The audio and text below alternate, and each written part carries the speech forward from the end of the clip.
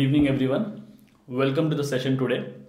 सो जैसे कि आप सब जानते हैं कि एनटीए की वेबसाइट पे ऑलरेडी नेट दिसंबर 2018 अटेम्प्ट के रिस्पॉन्सेज जो आपने आंसर्स मार्क किए थे as well as question paper वो अवेलेबल हो गए हैं। वो सिर्फ 28 तक ही अवेलेबल रहेंगे। तो मैं आपसे रिक्वेस्ट करूंगा कि आप जल्द से जल्द अपनी जो पीडीएफ है उसे सेव कर लें, ताकि जब ऑफिशियल आंसर की आए जो कि 31 दिसंबर से पहले एनटीए की वेबसाइट पे ही आएगी तो अपने आंसर्स आप चेक कर पाएं। आपको तब तक के लिए वेट ना करना पड़े, इसलिए हमने पेपर 1 के एग्जाम एनालिसिस इस वीडियो में मैं डालने जा रहा हूं, जिसमें मैं उम्मीद करता हूं कि मैक्सिमम आंसर सही होंगे। तो आप अपनी एनालिसिस यहां से भी चेक कर सकते हैं। तो आपको सिंपली कुछ नहीं करना, अगर आपने अपना पीडीएफ अभी तक डाउनलोड नहीं किया है तो आप हमारे चैनल अनुज जिंदल पे जाके एक वीडियो डल चुकी है, उसे देख सकते हैं कि कैसे आप अपना पीडीएफ डाउनलोड करेंगे। और उसमें पीडीएफ में जो आपने आंसर मार्क किया है उसे हमारे यहाँ के आंसर से मैच कर सकते हैं। सो बिना टाइम वेस्ट किए आगे चलते हैं और देखते हैं किस टाइप के क्वेश्चंस आए थे। जो लोग फर्स्ट टाइम अटेम्प्ट देने वाले हैं जुलाई 2019 में, जो कि एग्जाम होने वाला है, मोस्ट प्रोबेबली होगा ही, तो आप देख सकते हैं कि किस टाइप के क्वेश्चंस आए थे। इस बार बहुत ज़्यादा पैटर्न में चेंज है, बहुत ज़्यादा फैक्चुअल क्वेश्चंस पूछे गए हैं और साथ ही साथ बहुत ज़्यादा ऐसे क्वेश्चंस भी कुछ टॉपिक से ले लिए गए हैं जो कि आज तक नहीं आए थे। तो ये वीडियो आपके लिए बहुत इंपॉर्टेंट होगी उन क्वेश्चंस को एज वेल एज किस टाइप के क्वेश्चंस आ सकते हैं समझने के लिए। So let us move ahead and have a look at the first question. So बहुत ध्यान से देखेंगे क्वेश्चन को। Which of the following diagram best represents relationship between family, family member and domestic help? तीन लोगों के बीच में क्या रिलेशनशिप है, उसको किस वेन डायग्राम से रिप्रेजेंट किया जाता है, ये क्वेश्चन है। वेन डायग्राम पे आया है ये क्वेश्चन, ध्यान से देखिए डायग्राम्स को। ये 4 ऑप्शंस दिए गए हैं हमें। अब आप अगर ध्यान से सोचेंगे तो एक फैमिली मेंबर का दूसरे फैमिली मेंबर के साथ तो रिलेशन होता है, बट अगर डोमेस्टिक हेल्प की बात करें, जो आपके घर में सर्वेंट्स होंगे, जो कुछ काम करते होंगे, उनका आपकी फैमिली से कोई रिलेशनशिप डायरेक्टली नहीं होता, वो सिर्फ आपके लिए काम करते हैं।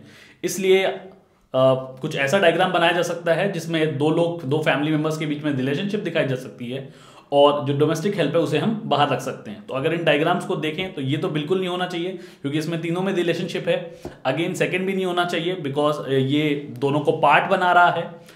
अगर आप फोर्थ डायग्राम को देखें तो यहाँ पे एक बड़ा सर्कल है और एक छोटा सर्कल है, तो ये फैमिली और उसके छोटा सर्कल जो है उसके फैमिली मेंबर्स को रिप्रेजेंट करता है, और ये जो बाहर छोटा सर्कल बनाया गया है ये डोमेस्टिक हेल्प को रिप्रेजेंट करता है। तो ये सबसे मोस्ट सूटेबल आंसर है यहाँ का, तो इसका करेक्ट आंसर हो जाएगा फोर्थ। तो इस तरीके के वेन डायग्राम से क्वेश्चन जब भी आपको आए तो आप अलग से खुद से डायग्राम बना के देख सकते हैं और फिर फाइनली चेक कर सकते हैं।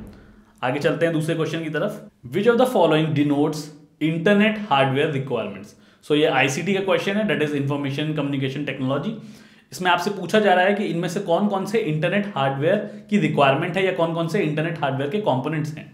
Hub, bridge, router, gateway and modem. तो जहां तक अगर आपने थोड़ा सा पढ़ा हो हार्डवेयर कंपोनेंट्स के बारे में, मोस्टली ये सारे कंपोनेंट्स ही यूज होते हैं इंटरनेट के लिए, एंड ये सारे के सारे हार्डवेयर कंपोनेंट्स हैं। तो जो मोस्ट सूटेबल आंसर यहां पे है वो है सेकंड। ये बहुत ही फैक्चुअल क्वेश्चन आए हैं, तो अगर आप थोड़ा सा कंप्यूटर के बारे में पढ़ लेंगे, थोड़े इन टॉपिक्स के बारे में पढ़ लेंगे, तो आई गेस आप ये क्वेश्चंस इजीली कर पाएंगे। आगे चलते हैं। A set of rules use in communication in a network. Again ये आईसीटी का क्वेश्चन है, तो इससे आपको ये भी ध्यान रखना है, आप ये भी टैली कर सकते हैं कि कितने क्वेश्चंस किस टॉपिक से आए हैं, क्या प्रोबेबिलिटी बन रही है। ऑप्शंस को देखते हैं। Option 1 is protocol, option 2 is reference, option C is interface और ऑप्शन डी इज एड्रेस। ये क्वेश्चन बहुत ही इजी है, क्योंकि अगर आप जनरल मीनिंग से भी समझने की कोशिश करेंगे या लॉजिक भी लगाएंगे तो आपको पता है प्रोटोकॉल किस तरीके का, प्रोटोकॉल एक रूल्स एंड रेगुलेशंस को कहते हैं। तो उस लॉजिक से आप क्लियरली आंसर दे सकते हैं। अगर आपको नहीं भी जानकारी है इस टॉपिक के बारे में, क्लियर कट जो आंसर हो जाएगा वो हो जाएगा 1, दैट इज प्रोटोकॉल। कई क्वेश्चंस आपको ऐसे मिलेंगे जो बहुत लॉजिकल होंगे और आप नॉर्मल कॉमन सेंस से भी उसे सॉल्व कर सकते हैं। तो मैं यही कहूंगा कि अगर आपके पास नेट में अभी तक नेगेटिव मार्किंग नहीं हुई है तो आप उन क्वेश्चंस को रैंडमली ना मार्क करें, रादर कुछ लॉजिक लगा के करने की कोशिश करें, और हो सकता है कि आपके वो आंसर्स सही हो जाएं। आगे चलते हैं अगले क्वेश्चन की तरफ। मैच द फॉलोइंग है। अब मैंने एक पहले अपनी पुरानी वीडियो में एक ट्रिक बताई थी कि आप किस तरीके से मैच द फॉलोइंग सॉल्व करने की कोशिश करें। हमारे पास जनरली टाइम कम होता है पेपर 1 को सॉल्व करने के लिए, तो जब भी आप पेपर 1 सॉल्व करें आप कोशिश करें कि अगर एक या दो कुछ ऐसे पॉइंट्स हैं जिसमें आप बिल्कुल कॉन्फिडेंट हैं, 100% कॉन्फिडेंट है कि इसका आंसर तो यही होगा, तो आपको जबरदस्ती का टाइम वेस्ट करने की जरूरत नहीं है। आप एलिमिनेशन मेथड से भी मैच द फॉलोइंग के क्वेश्चन सॉल्व कर सकते हैं। फॉर एग्जाम्पल अगर मैं यहाँ पे देखता हूँ ओपन यूनिवर्सिटी, और यहां पे मैं देख पा रहा हूं कि ओडिशा स्टेट ओपन यूनिवर्सिटी लिखा हुआ है, तो मैं बिल्कुल श्योर हूं कि ओपन यूनिवर्सिटी का आंसर यही है। अब हम एक ऑप्शन चेक करेंगे कि ऑप्शन जो दिए गए उसमें किसमें एक आंसर 1 दिया हुआ है। यहां अगर आप चारों ऑप्शंस को देखेंगे तो क्लियरली आप देख सकते हैं कि फर्स्ट ऑप्शन जो है वो मैच कर रहा है, तो आपको ज्यादा दिमाग लगाने की जरूरत नहीं है, ज्यादा टाइम वेस्ट करने की जरूरत नहीं है। अगर आप इसके लिए कॉन्फिडेंट हैं तो आप क्लियरली ऑप्शन 1 मार्क कर सकते हैं एंड यही आपका करेक्ट आंसर है। आगे चलते हैं। Which of the following are pointing devices. तो जैसे कि आप देख पा रहे हैं कि बहुत ज्यादा फैक्चुअल क्वेश्चन पूछे गए हैं एंड काफी क्वेश्चंस आए हैं इंफॉर्मेशन एंड कम्युनिकेशन टेक्नोलॉजी से, जो कि बच्चे जनरली छोड़ के चले जाते हैं। ऑप्शन देखते हैं। इसमें पूछा जा रहा है कि कौन से पॉइंटिंग डिवाइसेस हैं। ट्रैक बॉल होती है जो माउस के अंदर होती है। ग्राफिक टैबलेट, जो आप टैबलेट यूज करते हैं जिसपे आप क्लिक करके चीजों को के फंक्शंस को ऑपरेट कर सकते हैं। जॉयस्टिक एक पॉइंटिंग डिवाइस है। टच स्क्रीन अगेन एक पॉइंटिंग डिवाइस है, आप वहां पे टच पैड पे यूज कर सकते हैं टच स्क्रीन से कुछ भी फंक्शन करने के लिए। तो ये चारों जो हैं वो पॉइंटिंग डिवाइस हैं, तो आपका करेक्ट आंसर सीधा का सीधा 4 हो जाएगा, that is A B C and D. बहुत ध्यान से क्वेश्चंस को समझिए, नोट करते जाइए कि क्या करेक्ट आंसर्स है, ताकि आप उस पीडीएफ से चेक कर सकें कि आपका अप्रोक्सीमेट स्कोर क्या बन रहा है। आगे चलते हैं। Natural gas is very attractive eco friendly fuel. तो ये असर्शन रीजनिंग का क्वेश्चन आया, बहुत ज्यादा क्वेश्चन नहीं आते हैं, बट असर्शन रीजनिंग क्वेश्चन आपके कॉन्सेप्ट्स को चेक करते हैं कि आप कितना कंसेप्चुअली अवेयर हैं। तो यहां बोला जा रहा है कि natural gas is very attractive eco friendly fuel. ये बात तो सही है कि नेचुरल गैस इको फ्रेंडली होती है। रीजन क्या दिया हुआ है? It produces few pollutants, less carbon dioxide per unit energy than any other fossil fuel on combustion.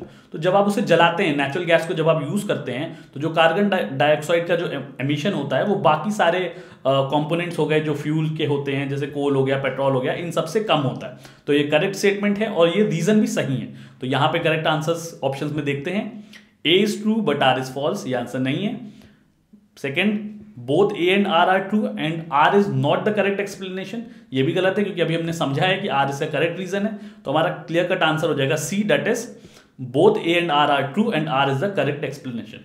कई बार अगर आपको ऐसे क्वेश्चंस मिलते हैं असर्शन रीजनिंग के और एक बार में नहीं आते हैं, तो उसे प्लीज 2 बार पढ़ने की कोशिश करें और मुझे यकीन है कि आप उस क्वेश्चन को सॉल्व कर पाएंगे अगर आप कंसेप्चुअली लॉजिक लगाएंगे।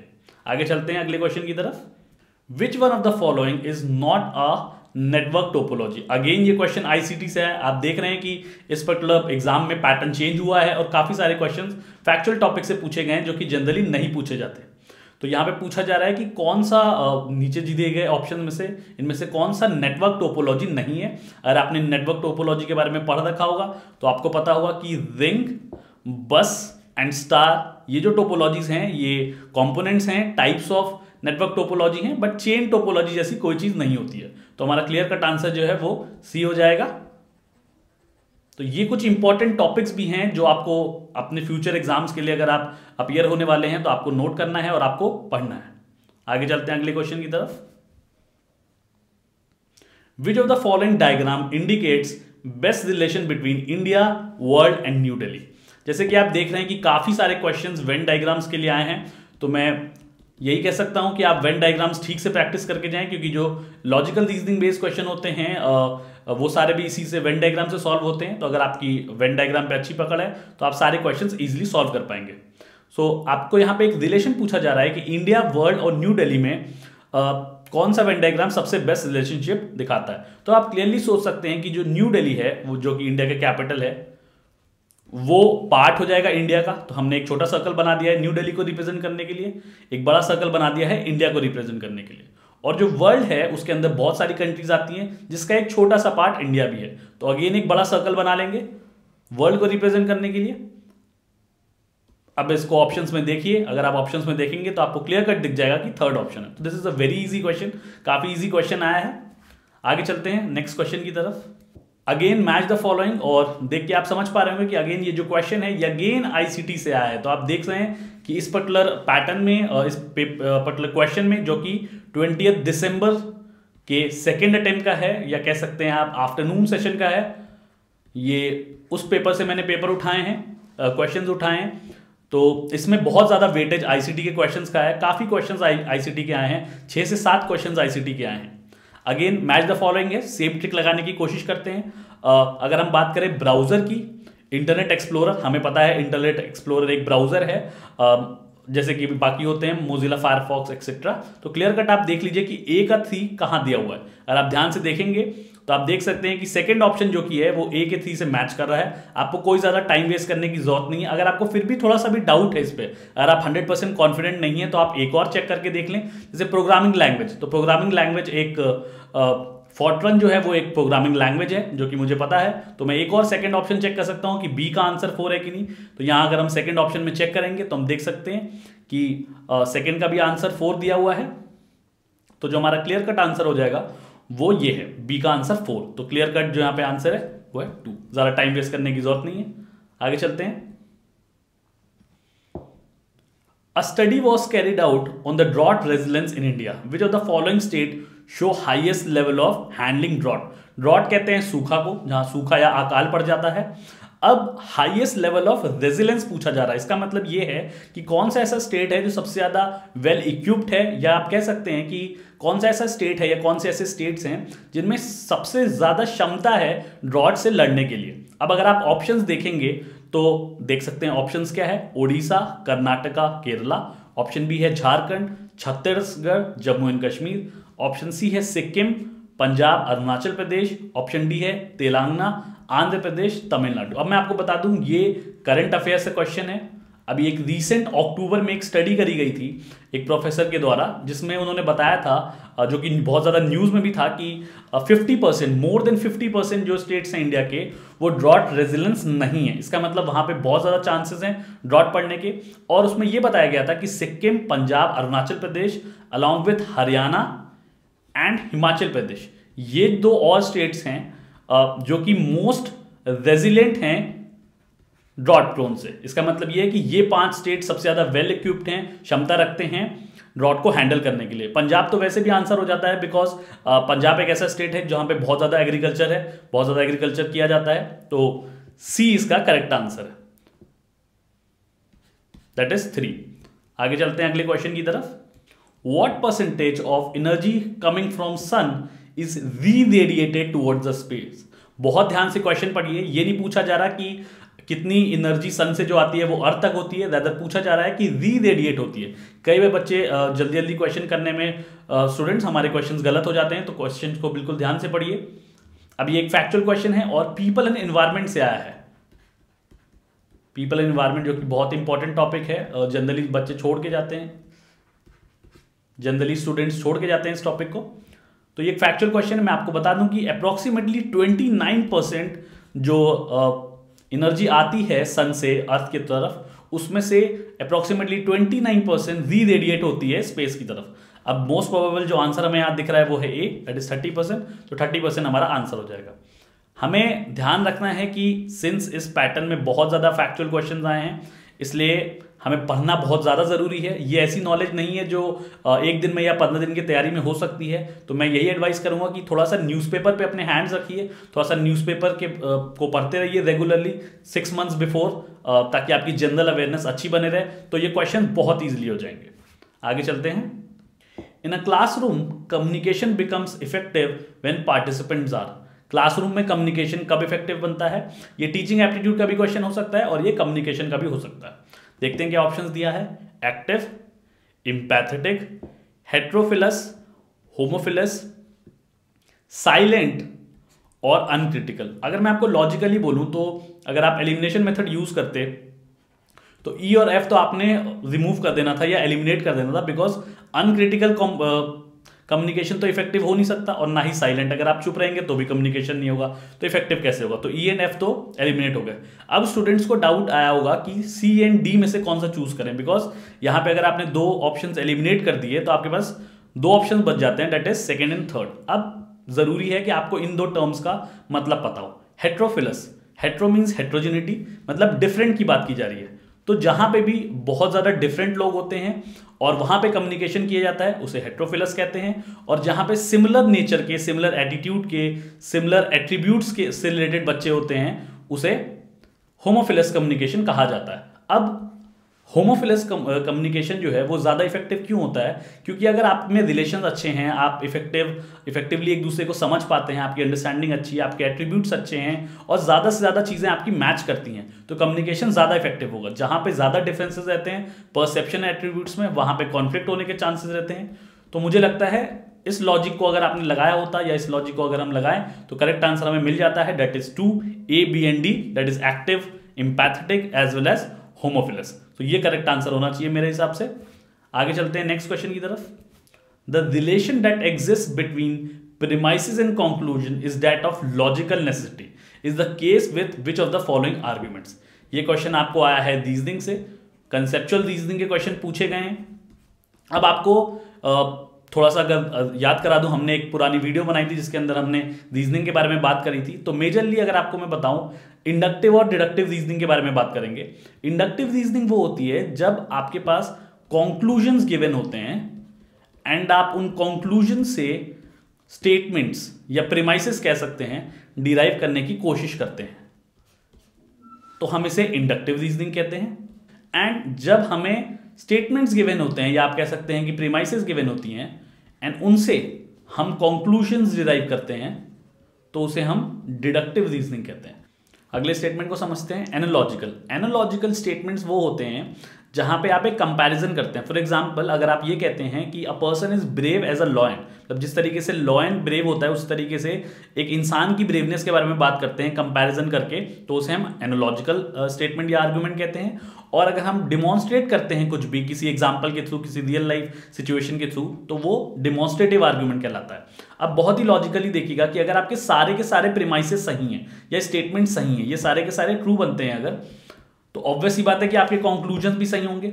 यहां पे ये जरूरी नहीं है, अगर आपके सारे कंक्लूजन सही हैं तो आपकी जनरल स्टेटमेंट सही हो, ये कोई जरूरी नहीं है। अगर आपने थोड़ा भी इंडक्टिव एंड डिडक्टिव पढ़ा हो तो उसमें एक स्टेटमेंट यूज की जाती है, if all the premises are true then the conclusion has to be true, but if all the conclusions are true the premises might और माइट नॉट बी ट्रू। तो इसका मतलब ये है कि ये सही हो सकता है ना भी हो। तो इस लॉजिक से, जैसे कि क्वेश्चन में बोला जा रहा है कि अगर बेसिक लॉजिकल नेसेसिटी लगाएं तो अगर स्टेटमेंट सही है तो कंक्लूजन सही होने चाहिए। तो जो मोस्ट सूटेबल आंसर है वो हो जाएगा डिडक्टिव, दैट इज थर्ड। तो थर्ड हमारा डिडक्टिव आंसर हो जाएगा। आगे चलते हैं नेक्स्ट क्वेश्चन की तरफ। To slow a beast you break its limbs, to slow a nation you break its people. बहुत सिंपल कहा जा रहा है, to slow a beast you break its limbs का मतलब है कि अगर कोई दैत्य होता है तो आप उसके लिम्स तोड़ देते हैं, और अगर किसी नेशन को कमजोर करना है, वीक करना है, तो आप उनके लोगों को तोड़ दीजिए, लोगों का मोराल तोड़ दीजिए, लोगों की इफेक्टिवनेस तोड़ दीजिए। तो यहां पे आप देख सकते हैं कि एक टाइप का कंपैरिजन किया गया है, सिमिली का यूज किया गया है। अभी मैंने आपको पिछले क्वेश्चन में बताया कि जब भी हम कोई भी आर्गुमेंट प्रूव करने की कोशिश करते हैं थ्रू एग्जाम्पल्स या थ्रू कंपैरिजन, तो उसे एनालॉजिकल आर्गुमेंट कहते हैं। तो यहां पे क्लियर कट आंसर हो जाएगा एनालॉजिकल। देखिए बहुत इजी है रीजनिंग सॉल्व करनी। अगर आपको कंसेप्ट्स क्लियर है, अगर आपको बेसिक फंडे क्लियर है इसके, तो आपका ज़्यादा टाइम वेस्ट नहीं होगा, आप इजीली सॉल्व कर पाएंगे। बहुत सारे स्टूडेंट्स कहते हैं कि सर रीजनिंग सॉल्व नहीं होती। अगर आपने रीजनिंग को रटा हुआ है, मगअप किया गया है, तो जैसे ही क्वेश्चन ट्विस्ट होगा आपसे क्वेश्चन नहीं सॉल्व होगा। इसलिए क्वेश्चंस को कंसेप्ट्स को ठीक से समझने की कोशिश करिए, क्वेश्चंस बहुत इजीली सॉल्व हो जाएंगे। आगे चलते हैं नेक्स्ट क्वेश्चन की तरफ। Given below are 2 premises, 4 conclusions are drawn from them, select the code that states validly drawn conclusions। मतलब कुछ स्टेटमेंट्स प्रीमाइसेस गिवन है एंड उनसे फिर फाइनली कुछ कंक्लूजन्स ड्रॉन है। हमें ये बताना है कि इसमें से कौन से वैलिडली ड्रॉन है या ये सही। सिलोगिज्म का क्वेश्चन है ये, 1 या 2 क्वेश्चन जरूर आते हैं सिलोगिज्म से, और सिलोगिज्म में आपको बता दूं वेन डायग्राम से इजिली सॉल्व किया जा सकता है। देखते हैं क्या स्टेटमेंट्स हैं और साथ साथ वेन डायग्राम बनाते जाएंगे। सम विमेन आर टीचर्स, कुछ विमेन टीचर्स हैं। मैंने एक विमेन का वेन डायग्राम बना दिया और मैंने एक टीचर्स का वेन डायग्राम बना दिया। बेसिक डायग्राम है ये। Next, all teachers are hard working, सारे के सारे टीचर्स हार्ड वर्किंग हैं। तो हम एक छोटा सा डायग्राम बना लेते हैं हार्ड वर्किंग का। अब आप सोच रहे होंगे कि मैंने ये हार्ड वर्किंग का डायग्राम ऐसे क्यों बनाया। मैंने ऐसे इसलिए बनाया है क्योंकि यहाँ पे हार्ड वर्किंग और टीचर्स के बारे में बात की गई है, वुमेन के बारे में कुछ भी बात नहीं की गई है। तो ये जो हमारा पोर्शन है ये वो रिलेशनशिप दिखाता है जो ओवरलैप करता है between women teachers and hard working, बाकी कोई ओवरलैपिंग नहीं है। अब स्टेटमेंट्स के बाद कंक्लूजन्स की तरफ बढ़ते हैं। All hard working people are teachers. अब आप यहां देख सकते हैं कि some teachers are hard working, ये जो सम टीचर्स का पोर्शन है ये तो हार्ड वर्किंग है, लेकिन हम ये नहीं कह सकते कि जितने के जितने हार्ड वर्किंग पीपल हैं वो सारे के सारे टीचर्स हैं। अगर बड़ा सर्कल टीचर्स का होता जो पूरा इंक्लूड करता हार्ड वर्किंग वाले वेन डायग्राम को, तो हम ये कह सकते थे, बट इस सिचुएशन में हम नहीं कह सकते, इसलिए फर्स्ट स्टेटमेंट गलत है। सेकेंड स्टेटमेंट को देखते हैं, all teachers are not women. अब हमें पार्शियल इंफॉर्मेशन दी गई है कि सम टीचर्स आर वुमेन, तो जितनी हमें पार्शियल स्टेटमेंट दी गई है उसके बेस पे हम नहीं कह सकते कि जो ऑल टीचर्स हैं वो वुमेन नहीं है, तो ये भी स्टेटमेंट गलत हो जाता है। आगे देखते हैं, some hard working teachers are women. हम यहां देख पा रहे हैं कि कुछ हार्ड वर्किंग जो टीचर्स हैं वो वुमेन है। ये जो इनसर्कल्ड एरिया है, जो डार्क पोर्शन एरिया है, ये देख सकते हैं ओवरलैप हो रहा है, तो ये स्टेटमेंट सही है। Fourth, some women are hard working. हम क्लियरली देख सकते हैं कि कुछ विमेन हैं वो हार्ड वर्किंग है, अगेन बिकॉज ये जो हार्ड वर्किंग का जो डायग्राम बना हुआ है वेन डायग्राम, ये यहाँ पे ओवरलैप करता है, तो ये दोनों स्टेटमेंट सही है। इसका मतलब करेक्ट आंसर जो है वो हो जाएगा थर्ड, दैट इज 3 और 4 करेक्ट आंसर। तो इस तरीके से वेन डायग्राम आप बना के ये सिलोगिज्म के क्वेश्चन सॉल्व कर सकते हैं। Let us move ahead to the next question. Classroom speech is considered as dash. Communication से क्वेश्चन आया है ये, क्लियर कट। क्या ऑप्शन से देखते हैं, अनऑर्गेनाइज्ड मीडियम, टेक्निकल मीडियम, मास मीडियम, नॉन टेक्निकल मीडियम। बहुत सा लॉजिक सा और बहुत सिंपल क्वेश्चन है कि जब भी आप क्लासरूम स्पीच करते हैं तो आप काफी लोगों से बात करते हैं। मास मीडियम करेक्ट आंसर होना चाहिए इसका, क्योंकि काफी सारे लोगों से एक साथ कम्युनिकेशन इन्वॉल्व है, तो क्लियर कट आंसर हो जाएगा 3, दैट इज मास मीडियम। आगे चलते हैं नेक्स्ट क्वेश्चन की तरफ। One of the first states to establish a higher education council was dash। तो ये क्वेश्चन हायर एजुकेशन से आया है। अनफॉर्चुनेटली हमने काफी कोशिश करी इस क्वेश्चन को खोजने की, बट इसका हम मोस्ट सूटेबल आंसर नहीं खोज पाए, और क्योंकि हम आपको गलत आंसर नहीं बताना चाहते थे तो हमने अभी कुछ भी आंसर नहीं रखा है। तो ये क्वेश्चन है, ये 4 ऑप्शंस हैं, आंध्र प्रदेश, गोवा, जम्मू एंड कश्मीर एंड सिक्किम। तो let's wait for the official answer key from NTA. Till then आप क्वेश्चन देख लीजिए कि किस टाइप के क्वेश्चन आए हैं। आगे चलते हैं नेक्स्ट क्वेश्चन की तरफ।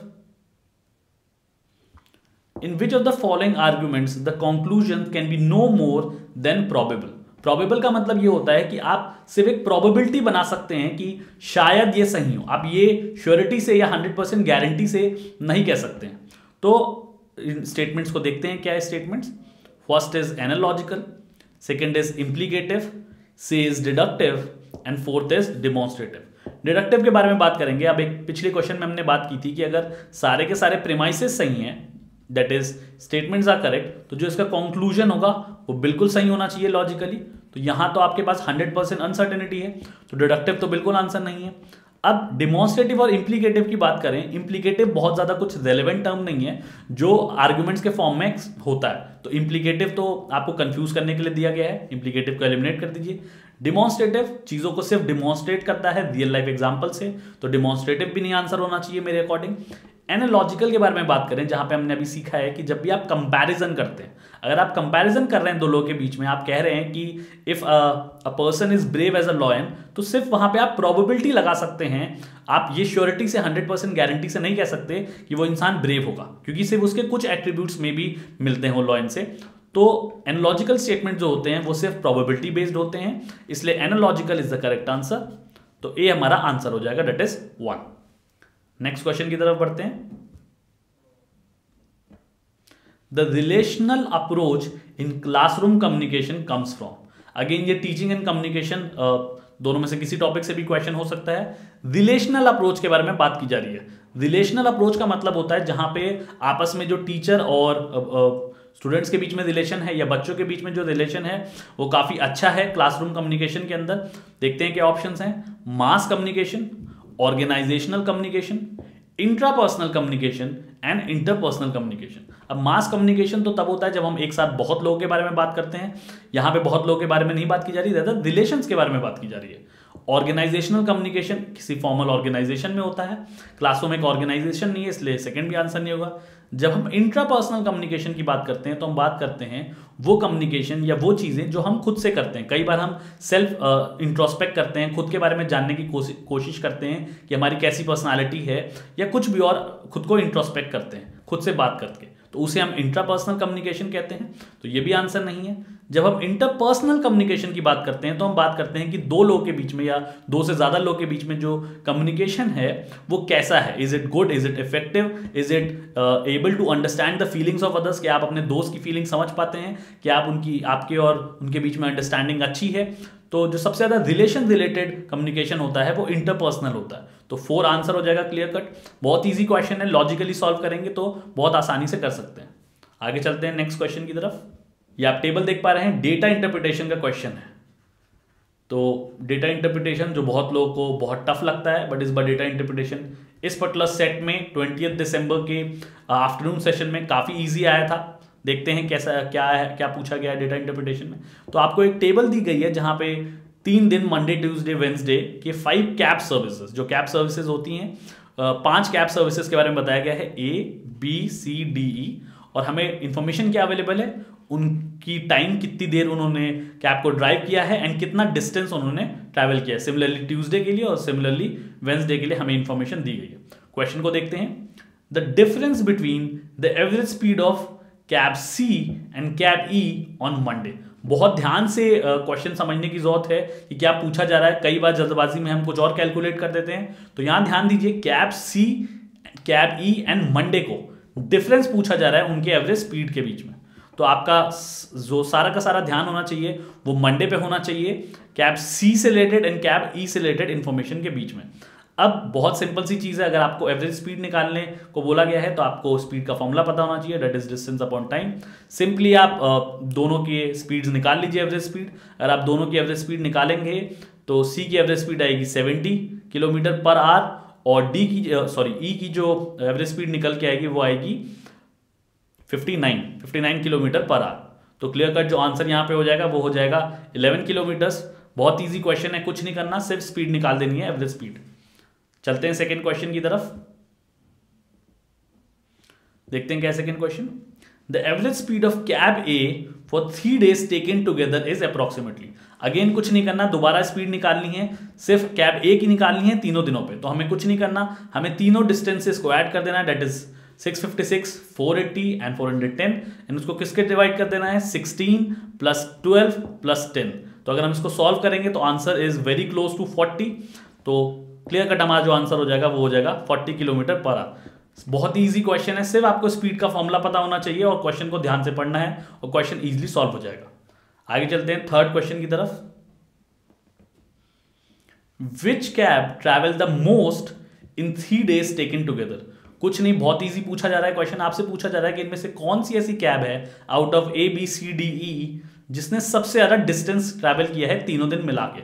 कुछ नहीं करना है आपको, बहुत इजी क्वेश्चन है। टोटल डिस्टेंस कैलकुलेट कर देना है फॉर ऑल दीज 5 कैब्स। क्या करेंगे, तीनों दिन के डिस्टेंस को ऐड कर दीजिए, दैट इज फॉर A के लिए 656, 480, 410 and so on. Total distance निकाल लीजिए एडिशन करके, और जो मैक्सिमम डिस्टेंस जिसका कैलकुलेट होकर आएगा वो है कैब D, और सेकंड पे कैब D का ऑप्शन गिवन है एंड सेकंड हमारा क्लियर कट आंसर हो जाएगा। तो मैं कहूंगा बहुत इजी क्वेश्चन आए थे डेटा इंटरप्रिटेशन पे, सिर्फ क्वेश्चंस को ध्यान से पढ़ना था।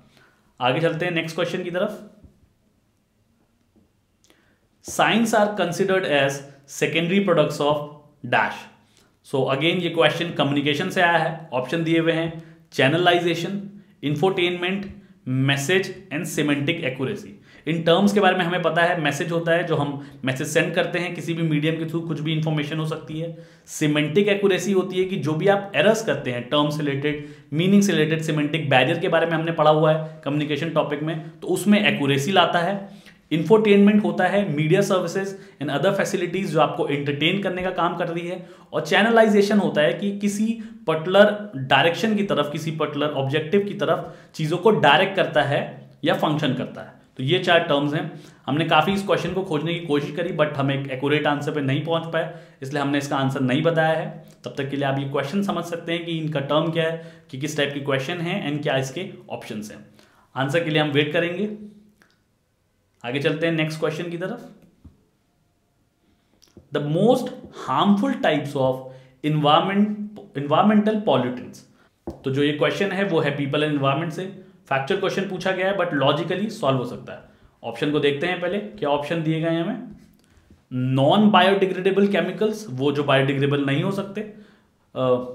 Second, waste from faecal matter, C, natural nutrients present in excess, and D, human organic waste. तो ये 4 ऑप्शन है। अब हम सब ने बायोडिग्रेडेबल और नॉन बायोडिग्रेडेबल केमिकल्स के बारे में पढ़ा है। बायोडिग्रेडेबल वो होते हैं जो दोबारा रिसाइकिल किया जा सकते हैं, और नॉन बायोडिग्रेडेबल वो होते हैं जो बहुत ज़्यादा हार्मफुल होते हैं और दोबारा रिसाइकिल नहीं किया सकते या डिस्पोज नहीं किया सकते।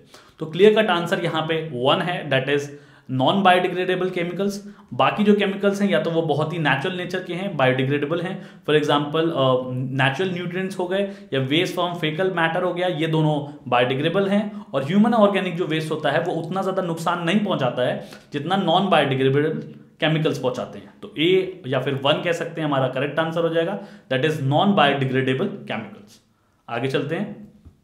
विच of the following institutions have been given status of eminence. तो अगर आपने हमारी एक वीडियो देखी थी हायर एजुकेशन की, तो उसमें हमने बताया था कि स्टेटस ऑफ एमिनेंस होता है कि इस बार गवर्नमेंट ने, दैट इज MHRD ने, ministry of higher human resource development ने इस बार कुछ 6 ऐसे इंस्टीट्यूट्स रिकॉग्नाइज किए हैं, 3 from public sector and 3 from private sector, जो ग्लोबल लेवल पे compete करेंगे। तो बेसिकली इनको कुछ स्पेशल बेनिफिट्स प्रोवाइड किए हैं, कुछ स्पेशल फैसिलिटीज प्रोवाइड की जाएगी ताकि ये ग्लोबल लेवल पे हमारी इंडिया की रैंकिंग में इंप्रूवमेंट ला सकें। तो पब्लिक सेक्टर के जो 3 इंस्टीट्यूट्स चूज किए गए थे या जिन्हें एमिनेंस का स्टेटस दिया गया था वो थे IISc बैंगलोर, बहुत फेमस इंस्टीट्यूट है रिसर्च के लिए। नेक्स्ट है IIT Delhi, and the third one is IIT Bombay. तो ये 3 इंस्टीट्यूट्स चूज किए गए हैं पब्लिक सेक्टर से।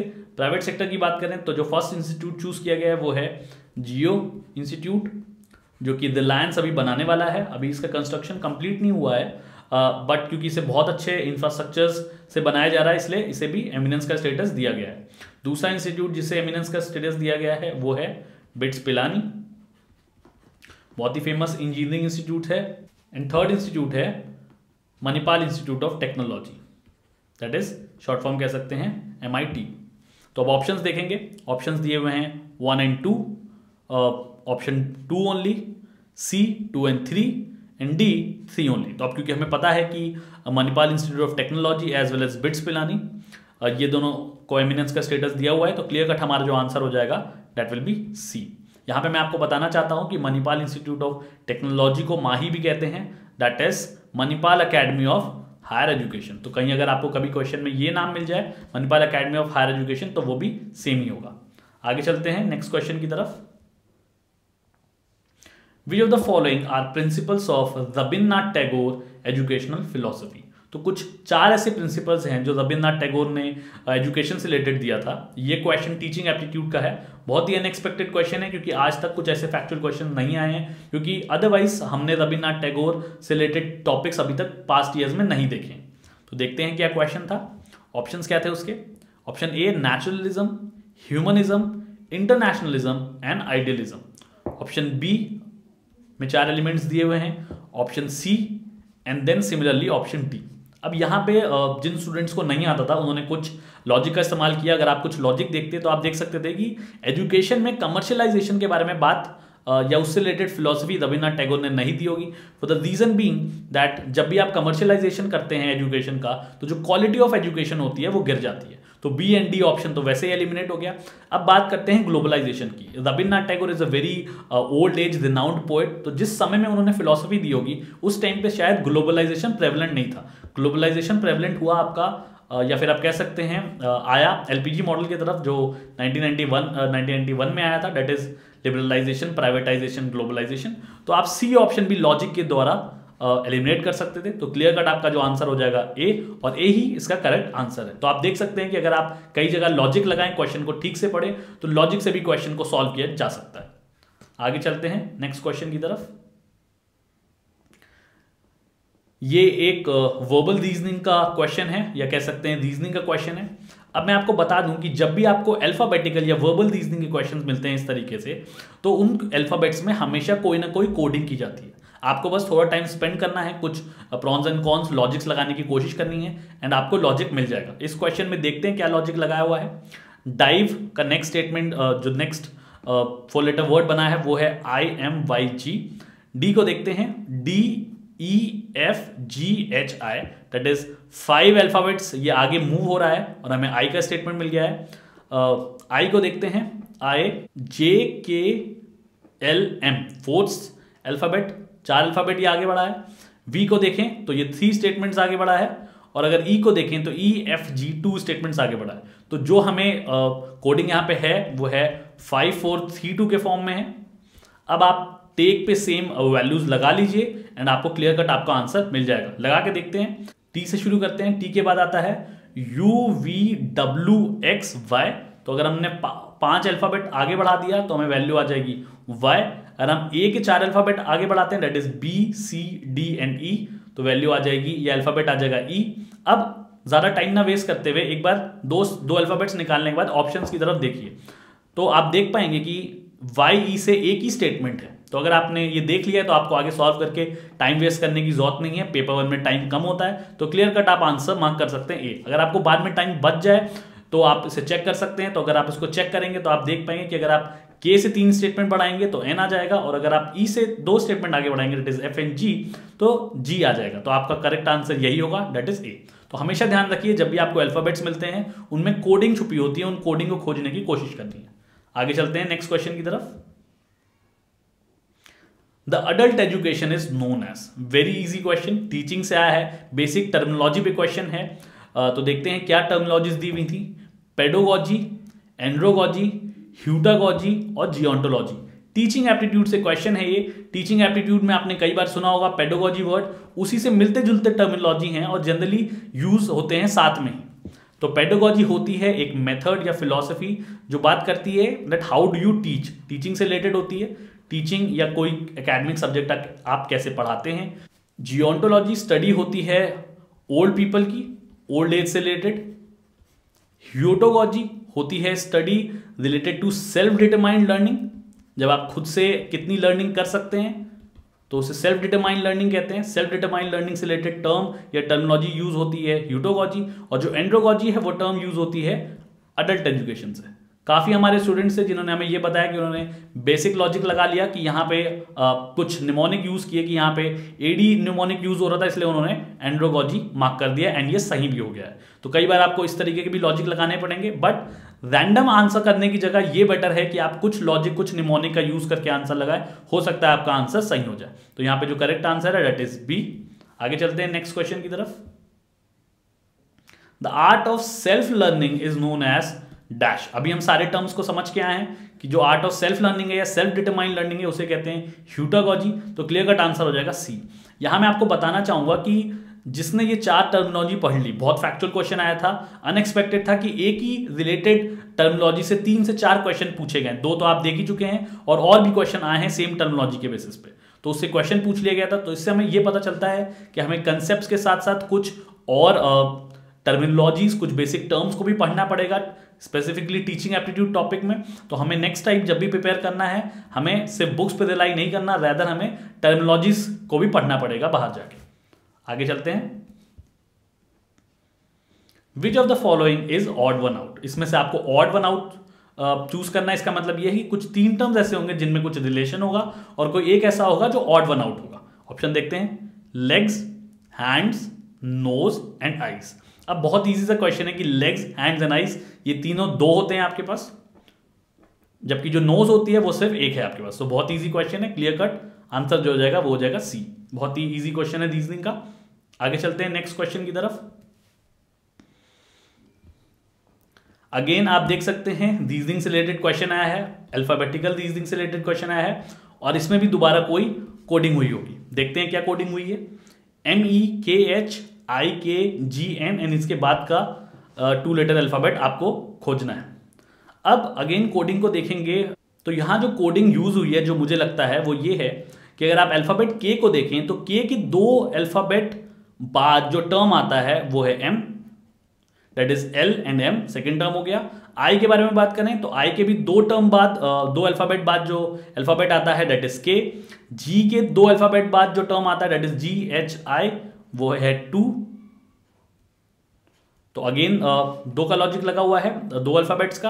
और अगर इन सेकेंड अल्फाबेट की बात करें तो यहां पे ई को देखें अगर, तो EFGH that is 3 alphabets forward चल रहे हैं आप। दोबारा H को देखें तो आप 3 अल्फाबेट्स फॉरवर्ड चल के K आ रहा है, और आप K को देखें तो अगेन 3 अल्फाबेट्स आगे चल के आप N पे पहुंच रहे हैं। तो हमें पता चल गया कि जो फर्स्ट अल्फाबेट है वो 2 प्लेसेस बैकवर्ड मूव करेगा, और जो सेकेंड अल्फाबेट है वो 3 प्लेसेस फ्रंट में मूव करेगा। तो अगर यहाँ पे हमें N गिवन है तो हम 3 अल्फाबेट पहले आगे चले जाते हैं। तो अगर हम 3 अल्फाबेट आगे जाएंगे तो हम देख सकते हैं कि जो वैल्यू आएगी या जो सेकेंड प्लेस की का अल्फाबेट आएगा वो आएगा Q। और अगर हम 2 प्लेसेस बैकवर्ड मूव करते यहां से, इसका मतलब ये है कि G से पहले आने वाला दो प्लेसेस पहले आने वाला अल्फाबेट यहां पे होना चाहिए। तो वो अल्फाबेट होगा E, that is E, and 2 alphabet जब आपने आगे मूव किया तो आंसर आ जाएगा G। तो क्लियर कट जो आंसर है that is E and Q। यहां पे करेक्ट आंसर देख सकते हैं A, so A is the correct answer. Again मैं आपको बोल रहा हूं अल्फाबेट्स में कोडिंग छुपी होती है, हमें बस उस कोडिंग को पहचानना है और आंसर बहुत ईजी हो जाएगा अगर आपने बहुत अच्छे से प्रैक्टिस की हुई है।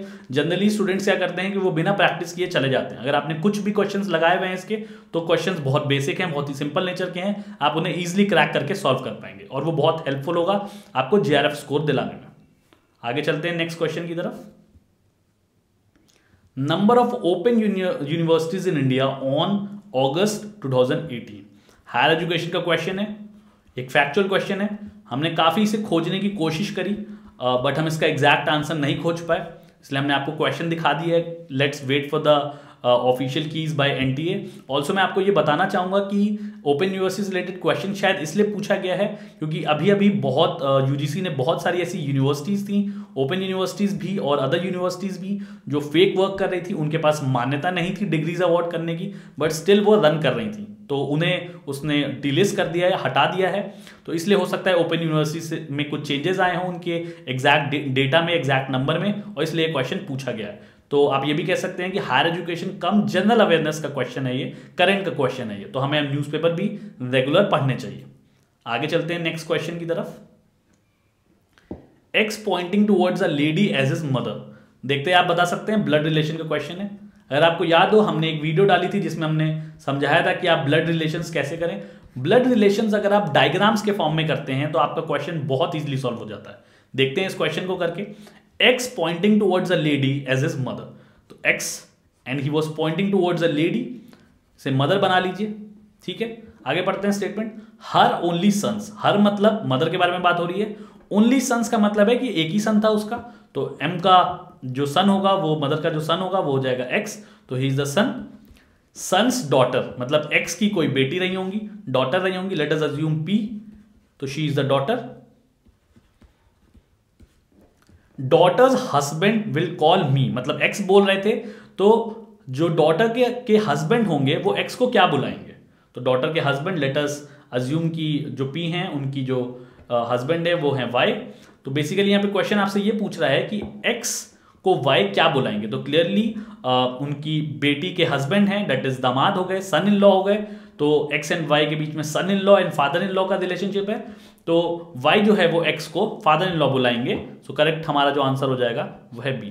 इसी तरीके से अगर आप डायग्राम बना के क्वेश्चन को सॉल्व करेंगे तो 10-15 सेकेंड्स में ये क्वेश्चन इजीली सॉल्व हो जाएगा।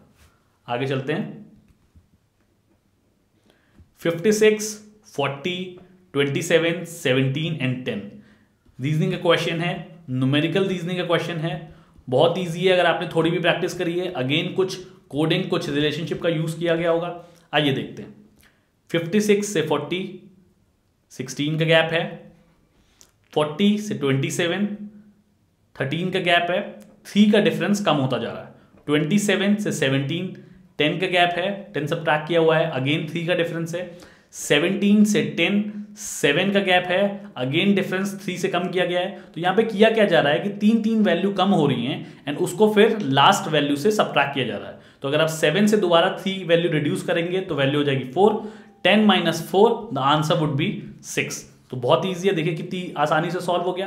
तो क्लियर कट जो आंसर है दैट इज B 6। अगर आपने थोड़ी भी प्रैक्टिस करी है न्यूमेरिकल रीजनिंग की एग्जाम से पहले तो आपको ज्यादा प्रॉब्लम नहीं आएगी, बट अगर आप बिना प्रैक्टिस किए चले गए क्वेश्चन सॉल्व करने पेपर में तो आपको वहां पे बहुत टाइम लग जाएगा, बहुत टाइम आपका वेस्ट हो जाएगा। इसलिए मेरा सजेशन यही है कि ज्यादा से ज्यादा इन टाइप के क्वेश्चंस को प्रैक्टिस करने की कोशिश करिए। आगे चलते हैं। The study of old age is referred to as, हमने अपने पुराने क्वेश्चंस में बात किए थे, अभी जो हमने कुछ क्वेश्चंस डील किए हैं कि पेडागोजी से रिलेटेड काफ़ी मिलती जुलती टर्मिनोलॉजी आ गई है, तो ये उसी से रिलेटेड क्वेश्चन है। अभी हमने पढ़ा था कि जीरोंटोलॉजी जो होती है वो होती है स्टडी ऑफ ओल्ड एज, तो क्लियर कट आंसर हो जाएगा डी। आगे चलते हैं नेक्स्ट क्वेश्चन की तरफ। State education councils are establish under the instructions of dash. Again higher education का क्वेश्चन है। आप देख सकते हैं कि काफी सारे फैक्चुअल क्वेश्चंस पूछे गए हैं। आगे चलते हैं, ऑप्शंस देखते हैं। A is RUSA, B is Pusa, C is NITI Aayog and D is cap. अगर आपने थोड़ा भी पढ़ा होगा एजुकेशन में काउंसिल्स के बारे में तो आपको पता होगा रूसा का फुल फॉर्म है राष्ट्रीय उच्चतर शिक्षा अभियान। मतलब शिक्षा का स्तर बढ़ाने के लिए जो भी मेजर्स लिए गए हैं, जो भी इनिशिएटिव्स लिए गए हैं वो रूसा लेता है, और इसकी रिस्पॉन्सिबिलिटी है कि ये रिलेटेड फंडिंग प्रोवाइड करे स्टेट यूनिवर्सिटीज को, काउंसिल्स को सेटअप करे, ताकि जो एजुकेशन का लेवल है, एजुकेशन का स्टेटस है स्टेट्स में, वो इंप्रूव हो सके। तो यहां जो क्लियर कट आंसर है वो हो जाएगा ए, दैट इज रूसा। तो ये फैक्चुअल क्वेश्चन है। आगे चलते हैं नेक्स्ट क्वेश्चन की तरफ।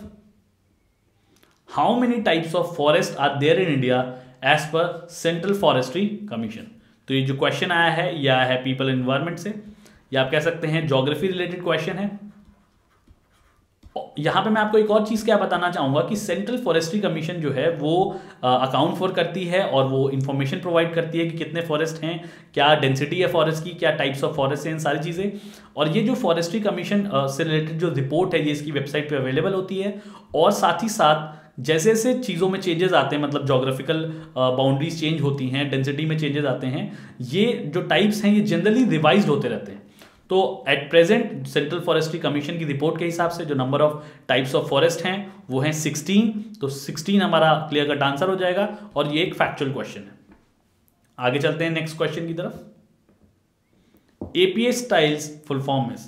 अब जिन लोगों ने भी थोड़ा सा भी रिसर्च पेपर्स लिखा है, पढ़ा नहीं लिखा हुआ है, उन्हें पता होगा कि एपीए स्टाइल एक स्टाइल ऑफ रेफरेंसिंग है। रेफरेंसिंग होती है कि जब आप कोई रिसर्च पेपर लिखते हैं तो उसमें आपने काफ़ी सारे ऑथर्स के, काफ़ी सारे रिसर्चर्स के कुछ व्यू पॉइंट को यूज़ किया होता है, उनके लिटरेचर को यूज़ किया होता है, तो आपको उन्हें ड्यू क्रेडिट्स देना पड़ता है। अगर आप उनके रिसर्च को, उनके काम को ड्यू क्रेडिट्स नहीं देते हैं तो आप प्लेगरिज्म में फंस सकते हैं, आपका पेपर रिजेक्ट हो सकता है। तो उसमें आपको रेफरेंसिंग की जो स्टाइलिंग होती है, किस फॉर्मेटिंग में लिखना होता है, उसे एपीए स्टाइल कहते हैं, और उसका जो फुल फॉर्म होता है वो होता है अमेरिकन साइकोलॉजिकल एसोसिएशन। तो यहाँ जो क्लियर कट आंसर हो जाएगा वो हो जाएगा ए। रिसर्च रिलेटेड क्वेश्चन आया है तो अब हम रिसर्च रिलेटेड क्वेश्चन की तरफ बढ़ रहे हैं। आगे चलते हैं और देखते हैं कि नेक्स्ट क्वेश्चन क्या है। One way to measure the test is free from random error is to test dash. अब जो रैंडम एरर की बात करेंगे तो रैंडम एरर क्या होता है, सबसे पहले आपको यह पता होना जरूरी है। अगर आपको पता नहीं है कि रैंडम एरर क्या होता है तो आप ऑप्शन नहीं मार्क कर पाएंगे। सो एक एग्जांपल से समझते हैं कि रैंडम एरर क्या होता है। आपने एक ऑब्जेक्ट लिया ए, आपने इसको किसी इंस्ट्रूमेंट पे वे किया, लेट अस से कि आप वेइंग मशीन यूज कर रहे हैं, आपने एक ही इंस्ट्रूमेंट को जब 3 बार वे करने की कोशिश करी तो जो वैल्यू थी उसमें कुछ रैंडम चेंजेस आ रहे थे। कभी उसकी वैल्यू 14.3 kg आ रही थी, कभी उसकी वैल्यू जो है 14.5 kg आ रही थी, एंड कभी जो उसकी वैल्यू है वो 14.2 आ रही थी। तो यहाँ पे आप देख सकते हैं कि कोई सिस्टमैटिक पैटर्न फॉलो नहीं हो रहा है, बल्कि रैंडमली जो उनकी वैल्यूज हैं वो चेंज हो रही हैं। तो इसे हम रैंडम एरर कहते हैं। तो ये इस एग्जांपल से हमें समझ में आ गया कि रैंडम एरर क्या होता है। अब ऑप्शन की तरफ देखते हैं। टेस्ट, रीटेस्ट रिलायबिलिटी, एक्सपेरिमेंटर्स बायस, एक्सपेरिमेंटर ने कुछ गलती करी है, डिमांड कैरेक्टरिस्टिक, कुछ अदर कैरेक्टरिस्टिक्स की वजह से प्रॉब्लम आ रही है, कंटेंट वैलिडिटी, जो आपने कंटेंट लिया है वो ठीक नहीं है। तो अगर हमें टेस्ट करना है कि रैंडम एरर है कि नहीं तो आप क्या कर सकते हैं कि आप टेस्ट रीटेस्ट रिलायबिलिटी को यूज कर सकते हैं। मतलब आप क्या कर सकते हैं कि इसको आप बार बार चेक करते रहिए। अगर आप बार बार चेक करते हैं एक ऑब्जेक्ट को किसी इंस्ट्रूमेंट पे और अगर वैल्यू सेम आती है, इसी की जगह अगर हमने ए को 3 बार वैल्यू किया होता और वैल्यू जो होती वो एग्जैक्ट सेम आ रही होती 14.2 kg लेटेस्ट से तीनों टाइम्स में, तो हमें पता चल जाता कि इसमें कोई भी रैंडम एरर नहीं है। तो टेस्ट रीटेस्ट रिलायबिलिटी टेस्ट हम यूज कर सकते हैं रैंडम एरर के लिए। तो ए करेक्ट आंसर है। आगे चलते हैं नेक्स्ट क्वेश्चन की तरफ। The construction of thought process that includes remembering, problem solving and decision making is known as dash. बहुत ही इजी क्वेश्चन है। अगर आपने बेसिक समझा हुआ है टीचिंग का तो आप इस क्वेश्चन को बहुत इजीली सॉल्व कर सकते थे। Options are psychology, cognitive development, pedagogy और एंड्रोगॉजी। अभी आपने इन टर्म्स को पढ़ा है, पेडोगॉजी, एंड्रोगॉजी, तो ये दोनों तो आंसर है नहीं। साइकोलॉजी होती है कि the study of how people think, how people take decisions. Cognitive development के बारे में जब बात करेंगे तो कॉग्निटिव डेवलपमेंट एक होलिस्टिक कंसेप्ट है, जनरल कंसेप्ट है, जो इन सारी चीज़ों को इंक्लूड कर लेता है। दैट इज कैसे आप चीज़ों को याद करते हैं, problem solving and decision making. तो कॉग्निटिव डेवलपमेंट कोई स्टडी नहीं है, रैदर एक टर्म है जो डिफाइन करता है कि आपका थॉट प्रोसेस कैसे होता है एंड ऑल दीज 3 एलिमेंट्स। तो जो करेक्ट आंसर हो जाएगा वह है कॉग्निटिव डेवलपमेंट। अगर आपको डाउट हो कि साइकोलॉजी भी इसका आंसर हो सकता है, तो साइकोलॉजी स्टडी होती है, it is not a term that defines thought process. So cognitive development is the much more suitable answer and the correct answer. Moving to the next question now. Qualitative researchers criticize quantitative researchers due to their tendency of dash. अब आपको पता होगा कि qualitative researchers वो होते हैं जो numbers का यूज नहीं करते, रैदर ऑर्डिनल डेटा यूज करते हैं, मतलब कंपैरिजन करते हैं बिना वैल्यू असाइन किए, बिना क्वांटिटेटिव डेटा असाइन किए। और क्वांटिटेटिव रिसर्चर्स वो होते हैं जो डेटा का यूज करते हैं। ना अब यहाँ पे क्वेश्चन पे पूछा जा रहा है कि क्वालिटेटिव रिसर्चर जो होते हैं वो क्वांटिटेटिव रिसर्चर्स को क्रिटिसाइज करते हैं on which of these elements और विच ऑफ दीज टर्म्स। तो इन टर्म्स को हमें पता होना बहुत जरूरी है। देखते हैं ऑप्शंस क्या है। फोकस और इंपेरिज्म। इंपेरिज्म होता है वैलिडिटी, वो वैलिडिटी खोजने की कोशिश करते हैं अपने रिसर्च के अंदर, बहुत ज़्यादा इंपेरिकल रिसर्च करते हैं जो प्रूव की जा सके। तो ये तो अच्छी बात है, इसके लिए ऑब्वियसली क्रिटिसाइज नहीं करेंगे। Obsession with creativity, creativity researcher का काम है, अगेन क्रिएटिविटी आंसर नहीं होना चाहिए। Emphasis on evidence, again evidence खोजते हैं ताकि प्रूव कर सकें, इंपेरिकली वेरीफाई कर सकें। जो डी स्टेटमेंट है वो है रिडक्शनिज्म। रिडक्शनिज्म का ये मतलब होता है कि कोई बहुत ज़्यादा कॉम्प्लेक्स चीज़ होती है उसको बिल्कुल सिंप्लीफाई कर देते हैं, रिड्यूस करके बिल्कुल ही सिंपल लेवल पे ले आते हैं। तो कई बार क्वालिटेटिव रिसर्चर्स को लगता है कि इतनी कॉम्प्लेक्स चीज़ इतनी सिंपली डिफाइन नहीं हो सकती, तो कई बार वो इस ग्राउंड पे क्वांटिटेटिव रिसर्चर्स को क्रिटिसाइज करने की कोशिश करते हैं। तो यहाँ पे जो करेक्ट आंसर है वो है डी। ये रिसर्च से रिलेटेड क्वेश्चन पूछा गया है और बहुत अच्छा क्वेश्चन पूछा गया है। आगे चलते हैं। Which method is appropriate to reduce random error? अब अभी हमने रैंडम एरर के बारे में पढ़ लिया है कि रैंडम एरर क्या है। अब यहाँ पे आपसे पूछा जा रहा है कि कौन से मेथड से रैंडम एरर को रिड्यूस किया सकता है। ऑप्शन देखते हैं। Select large size sample, B administer manipulation checks, C administer test in the same way every time, retest से रिलेटेड चीजों के बारे में बात हो रही है, D administer the test after a gap of week. अब यहाँ पे क्या है कि जब भी आप रैंडम एरर के बारे में बात करते हैं तो कोशिश होती है कि अगर थोड़ा बहुत एरर आ भी रहा है, लेट अस से जैसे हमने अभी पिछले एग्जांपल में समझा था कि अगर एक ऑब्जेक्ट को हम वैल्यू कर रहे हैं और उसकी 14.4 kg वैल्यू है, बट 2-3 बार वैल्यू करने पे या उसे वे करने पे जो उसकी वैल्यू आ रही है वो रैंडमली 14.1 आ रही है या फिर 14.3 आ रही है या कुछ भी आ रही है, तो इसका सॉल्यूशन क्या है कि आप एक बहुत ज़्यादा लार्ज सैंपल ले लीजिए। जितना ज़्यादा आप लार्ज सैंपल लेंगे, जो रैंडमनेस एरर है या जो डिफरेंस है मीन वैल्यू से वो कम होती जाएगी और आपकी करेक्ट वैल्यू एस्टिमेट हो जाएगी। तो इसका सॉल्यूशन ये है कि आप एक लार्ज सैंपल ले लें। तो ए ऑप्शन हो जाएगा answer, that is selecting a large sample size. बाकी जो 3 मेथड हैं वो रिड्यूस नहीं करेंगे किसी तरीके से भी रैंडम एरर की वैल्यू को। तो ए करेक्ट आंसर हो जाएगा। बहुत ही अच्छा क्वेश्चन है एंड रिसर्च से पूछा गया है, तो आप देख सकते हैं कि रिसर्च टॉपिक से बहुत ही कंसेप्चुअली स्ट्रॉन्ग क्वेश्चंस पूछे गए हैं। तो रिसर्च में हमें सिर्फ बेसिक्स नहीं पढ़ना, हमें थोड़ा सा लेवल बढ़ाना पड़ेगा आगे के अटेम्प्ट्स के लिए। रीडिंग कॉम्प्रहेंशन, आरसी से रिलेटेड क्वेश्चंस आएंगे 11 to 15। तो 5 क्वेश्चंस आए हैं रीडिंग कॉम्प्रहेंशन से। देखते हैं क्या है questions. Which of the following is the focal influence of the author in the passage? अब हमने एक वीडियो बनाई थी जिसमें हमने आपको बताया था कि आपको रीडिंग कॉम्प्रहेंशन कैसे सॉल्व करना है। इस पर्टिकुलर एग्जाम में, एनटीए के ऑनलाइन एग्जाम में एक मेजर प्रॉब्लम क्या आई थी कि जो पूरी स्क्रीन थी उस पर आपका पूरा रीडिंग कॉम्प्रहेंशन एक बार में क्लियरली विजिबल नहीं था। आपको उसे रोटेट करना पड़ रहा था लेफ्ट टू राइट पूरी रीडिंग कॉम्प्रहेंशन को देखने के लिए।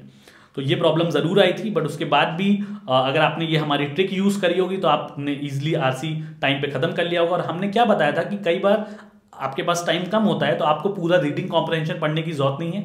आप क्या करिए कि आप क्वेश्चंस पढ़ते जाइए एंड देन पैसेज में आंसर्स खोजने की कोशिश करिए। तो यहाँ जैसे क्वेश्चंस को देखते हैं। पहला क्वेश्चन है, विच of the following is the focal influence of the author in the passage. तो आपने चारों ऑप्शंस पढ़ लिए, और जब आप चारों ऑप्शंस पढ़ेंगे तो आप देखेंगे कि बीच में एक जगह लिखा हुआ है कि private ownership of airport does not mean efficient management.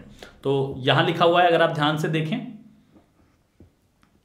कि privatising an airport does not necessarily mean it is more efficient. तो ये क्लियरली यहां पे दिया हुआ है कि अब अगर आप ज्यादा प्राइवेटाइज कर देंगे एयरपोर्ट्स को तो इट डज नॉट मीन कि वो एफिशिएंटली मैनेज होने लगेगा। तो ये क्लियर कट आंसर है, दैट इज ट्रू। सारे answers one liners clear cut passage में दिए हुए थे, तो अगर आप हमारी ये ट्रिक यूज करते तो इजिली आप टाइम सेव करके ये आंसर्स कर पाते। नेक्स्ट क्वेश्चन देखते हैं।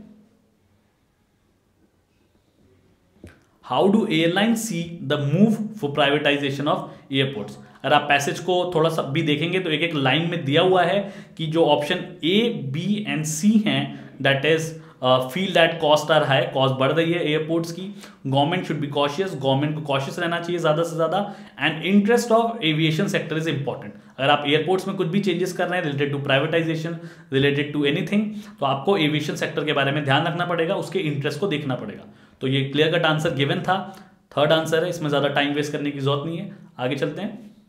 What is the growth rate in aviation apart from 5 intra regional markets. तो अगर आप यहां देखें, यहां पे क्लियर कट लिखा हुआ है कि the world air passenger flew a combined 7.64 trillion kilometre in 2017, by 2037 that will rise to 18.97 trillion kilometers, with about 40% of the increase happening within 5 intra-regional markets। तो अगर आपने अब ठीक से क्वेश्चन को नहीं पढ़ा, यहाँ पे ग्रोथ पूछी जा रही है, ग्रोथ रेट पूछी जा रही है apart from 5 intra regional market, और यहाँ पे जो वैल्यू दी हुई है ये है increase happening with in 5 intra regional markets. तो यहाँ में कुछ क्वेश्चन में एरर लग रहा है, 40% डेफिनेटली आंसर नहीं होना चाहिए, या तो कुछ मिसप्रिंट है। तो let's wait for the NTS answer, but 40% clear cut answer नहीं होना चाहिए। तो मे बी इसमें सबको मार्क्स मिल जाए अगर क्वेश्चन गलत निकला तो। आगे चलते हैं नेक्स्ट क्वेश्चन की तरफ।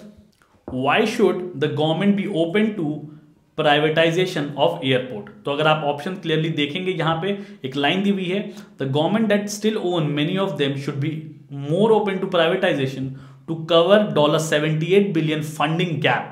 तो एक फंडिंग गैप है जिसको कवर करने के लिए प्राइवेटाइजेशन किया सकता है। तो आप देख सकते हैं कि क्लियर कट यहाँ पे सी या थर्ड ऑप्शन दिया हुआ है फॉर नेसेसरी कैपिटल।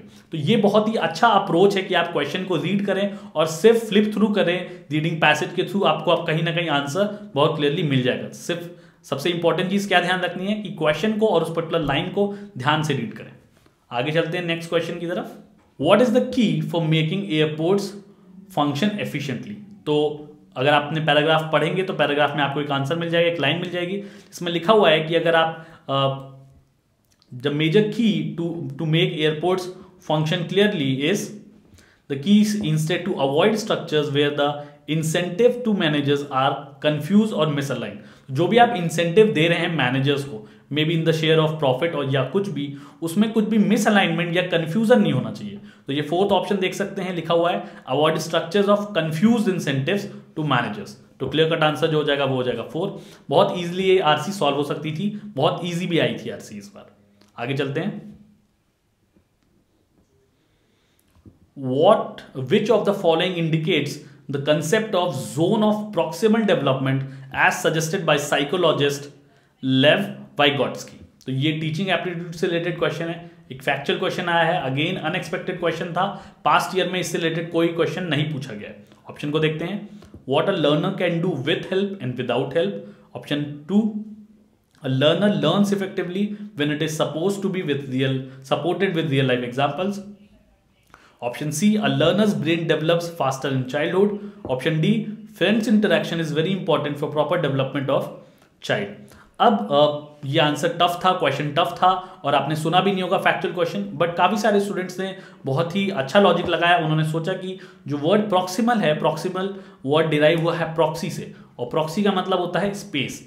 स्पेस को अदर टर्म्स में आप डिफरेंस भी कह सकते हैं, कि कुछ किसी चीज के बीच में डिफरेंस को देखना। तो अगर ऑप्शन ए देखें, what a learner can do with help and what he can do without help, ये एक तरीके का गैप है या डिफरेंस कह सकते हैं। तो कई लोगों ने, कई स्टूडेंट्स ने आंसर्स 1 मार्क कर दिया है, और जब हमने बाद में चेक किया तो जोन ऑफ प्रॉक्सिमल डेवलपमेंट का मतलब यही होता है कि what a learner can do with help and without help. तो जो आंसर हो जाएगा यहाँ पे वो हो जाएगा 1। मेरा आपको ये टेक्निक बताने का सिर्फ ये मतलब है कि कुछ क्वेश्चंस ऐसे होंगे जो आपने नहीं पढ़े होंगे 50 क्वेश्चंस में, तो rather than just ticking it answers randomly करने की जगह अगर आप कुछ भी निमोनिक्स यूज करते हैं, कुछ भी लॉजिक यूज करते हैं और तब आंसर मार्क करते हैं, तो बहुत ज्यादा प्रोबेबिलिटी है कि आपके आंसर्स सही हो जाए। आगे चलते हैं नेक्स्ट क्वेश्चन की तरफ। The information seeking strategies of students are. Information seek करने के लिए क्या क्या स्ट्रैटेजीज स्टूडेंट्स यूज करते हैं। यहां पे कुछ टर्म्स गिवन है, entropy oriented, overt, non functional, indirect, third party and testing. हमने काफी कोशिश करी कि ये टीचिंग एप्टीट्यूड का जो क्वेश्चन है इसे हम क्रैक कर पाएं, बट हमें इसके बारे में ज्यादा इंफॉर्मेशन नहीं मिल पाई, बहुत ज्यादा एक्यूरेट आंसर नहीं मिल पाया। तो rather than giving you the wrong answers हमने इसे ब्लैंक छोड़ा है। Let's wait for the NTA's answer की। आई गेस कुछ 5-6 क्वेश्चंस को छोड़कर मैक्सिमम बाकी सारे क्वेश्चंस हमने आपको करा दिए हैं। आई एम श्योर कि वो आपको हेल्पफुल होंगे। इस क्वेश्चन के आंसर के लिए वेट कर लेते हैं। आगे चलते हैं। The 4 approaches to knowing answers to research questions according to Kerlinger। Kerlinger एक बहुत फेमस रिसर्चर हैं। इन्होंने कुछ अप्रोचेस दिए हैं रिसर्च क्वेश्चंस को फाइंड करने के लिए। कुछ टर्म्स हैं यहाँ पे जो दिए हुए हैं ऑप्शंस में, method of tenacity, method of intuition जो अंदर से आती है, फीलिंग आपको इंट्यूशन आती है, मेथड ऑफ अथॉरिटी, आपके पास अथॉरिटी है रिसर्च क्वेश्चंस को फाइंड करने के लिए, मेथड ऑफ साइंस जो कि किसी सिस्टमैटिक नॉलेज पे बेस्ड है, मेथड ऑफ क्रिएटिविटी, आप अपनी क्रिएटिविटी से कई research questions, research problem solve कर लेते हैं, और मेथड ऑफ नॉन फंक्शनैलिटी मतलब कुछ फंक्शंस नहीं है but rather informally question solve हो सकते हैं। तो ये कुछ टर्म्स थे। इस टॉपिक को भी हमने काफी खोजने की कोशिश करी बट हम इसका एग्जैक्ट आंसर नहीं निकाल पाए, तो हम आपको कोई गलत आंसर नहीं देना चाहेंगे, सो हमने इस आंसर को भी ब्लैंक रखा है। तो ये थे कुछ 50 क्वेश्चंस 20 दिसंबर के आफ्टरनून सेशन के पेपर 1 एनालिसिस के। तो आई होप कि जो भी आज हमने क्वेश्चंस कराए हैं उनसे आपको बहुत ज़्यादा हेल्प मिलेगी। जिन्होंने पेपर दिया है वो अपने आंसर्स चेक कर सकते हैं एक आइडिया लेने के लिए, और जो फ्यूचर में अटेम्प्ट देने वाले हैं, फ्यूचर आने वाले अटेम्प्ट्स के लिए बैठने वाले हैं, उनके लिए एक आइडिया उन्हें मिल जाएगा कि किस टाइप के क्वेश्चंस पूछे जा सकते हैं। दोनों क्वेश्चन का मिक्स था, फैक्चुअल भी और कंसेप्चुअल भी। तो मैं आपसे यही कहूंगा कि आप ज़्यादा से ज़्यादा प्रैक्टिस करिए, ज़्यादा से ज़्यादा कंसेप्ट क्लियर करिए, और किसी एक बुक पर ना रिलाई करके बेसिक टर्मिनोलॉजीज भी पढ़ने की कोशिश करिए। न्यूज़पेपर पे भी थोड़ा सा टाइम स्पेंड करिए अगर आप कर सकते हैं, ताकि जो बेसिक जनरल अवेयरनेस और पीपल एनवायरमेंट से रिलेटेड क्वेश्चन हैं वो भी आपके सॉल्व हो जाए। हम बहुत ही जल्दी paper 2 analysis commerce and management का लेके आएंगे। तब तक हमारे पेज पे सब्सक्राइब करना ना भूलें बेल आइकन दबा के।